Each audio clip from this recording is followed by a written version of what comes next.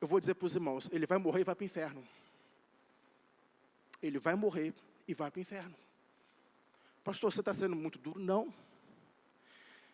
Mas não tem como ser salvo. Olhou para o céu, né? A Bíblia diz que os céus declaram a glória de Deus. Veja bem, essa revelação é declaratória. Ela não é redentora. Ela não é redentora. Para a salvação, precisa de ter Jesus. Para a salvação, sem Jesus, meus irmãos, sem o homem confessar Jesus, isso Deus pode cobrar da igreja. A igreja vai pagar por isso, porque não chegou até lá, porque não foi até lá. Mas se alguém morre sem conhecer Jesus, eu posso afirmar para os irmãos aqui, não há salvação fora de Cristo. É a Bíblia que diz, ninguém vem ao Pai senão por mim.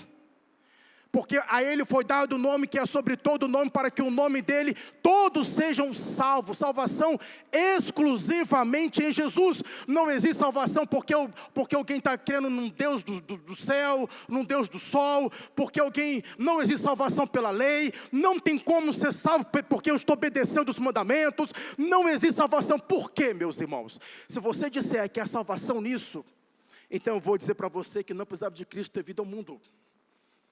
Porque tem outras formas de ser salvo.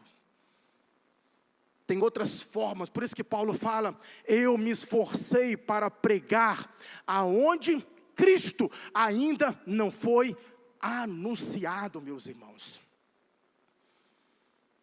Então, fora de Jesus, a parte de Jesus, não há salvação. Nós tivemos, na viagem semana passada, no culto de missões, haverá um relatório aqui, né, e os irmãos vão testemunhar evidentemente, mas tivemos uma viagem lá em Petrolina e fomos numa aldeia. Helena, era 33 cidades, bairros, né, povoados. Quantos que não tinham uma igreja ali, Márcio? 26 povoados, nós fomos lá. Não tinha igreja, só tinha igreja em 4. Eu estou falando aqui perto, na Bahia, irmãos. 26 povoados sem a presença de uma igreja. Itapuã, quantas igrejas tem? Né? Praia da Costa, quantas igrejas tem? Vila Velha, quantas? Lá não tem. Aquela pessoa que morre sem Jesus, vai para o céu? Não, não vai para o céu. Não vai. Se não conhecer Jesus, não tem salvação, meus irmãos. A igreja do Senhor, ela tem uma responsabilidade com isso agora. E isso deve ser falado no culto de missões, sobre essa responsabilidade. Agora olha o que Paulo diz aqui, o qual não é outro, mas algum que vos inquietam. Este inquietar aqui, meus irmãos, é inquietar de quê? É inquietar de alvoroçar. Esse inquietar aqui é o inquietar de perturbar. Ele está dizendo, mas há alguns que vos perturbam e querem transtornar. A palavra transtornar aqui, ela dá uma ideia de mexer, tá bom? Literalmente. Isso aqui eu estou falando para os irmãos com base em pesquisas. Essa palavra transtornar aqui, a ideia é de mexer. A ideia é de virar de cabeça para baixo. Irmãos, o que não tem de pessoas virando o evangelho de cabeça para baixo. Irmãos, eu estava falando domingo passado, né, ali na igreja em Juazeiro. Nós que somos pregadores, né, que pregamos, dá vontade, dá muita vontade de falar aquilo que você está querendo ouvir. Dá muita vontade de falar aquilo que você está querendo ouvir. Dá muita vontade de prometer coisas aqui que a Bíblia não promete. Dá muita vontade de fazer isso, mas nós não podemos fazer por fidelidade à palavra de Deus. Não podemos fazer por fidelidade à palavra do Senhor.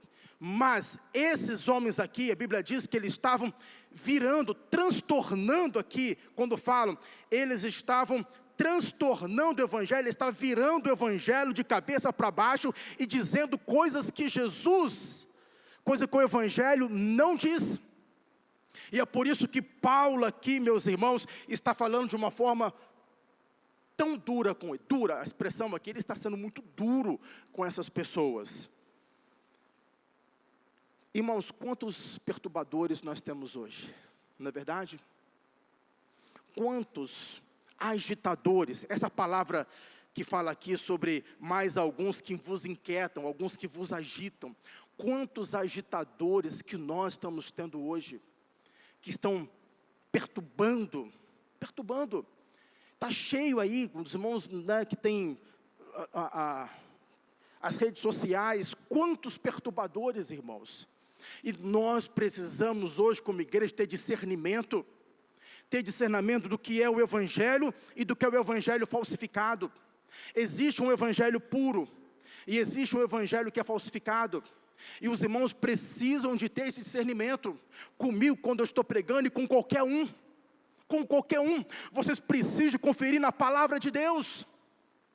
No período aqui de Lutero, o povo não tinha Bíblia para conferir, ele não tinha, foi falado isso aqui hoje. Então o que ali os padres colocavam, o povo aceitava. Mas hoje não, a Bíblia está na mão de todo mundo aqui no nosso idioma e com muitas versões. Não justifica você querer ser enganado, meus irmãos. Não justifica. Então, por favor, em nome de Jesus, esteja atento ao que é Evangelho. Eu gastei tempo aqui hoje para falar o ABC com os irmãos, o que é o Evangelho, o que não é o Evangelho. Quando você for ver alguém pregando e começando assim, prometendo coisas que a Bíblia não prometeu a você, o meu conselho é você desligar aquilo ou ir embora daquilo, porque aquilo não corresponde ao que a palavra do Senhor diz.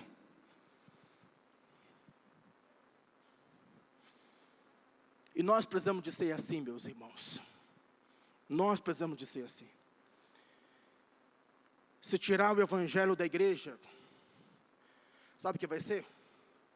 Nós vamos ser uma associação muito preocupado só com a família. Só com a família, com família. Isso é ótimo, mas não corresponde ao Evangelho.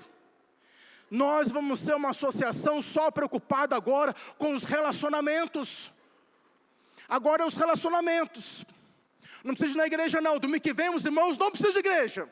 Vocês podem reunir lá no shopping Praia da Costa, ou vão para o shopping Vila Velha, ficam lá comendo lanche, e ali se estão reunidos, é relacionamentos.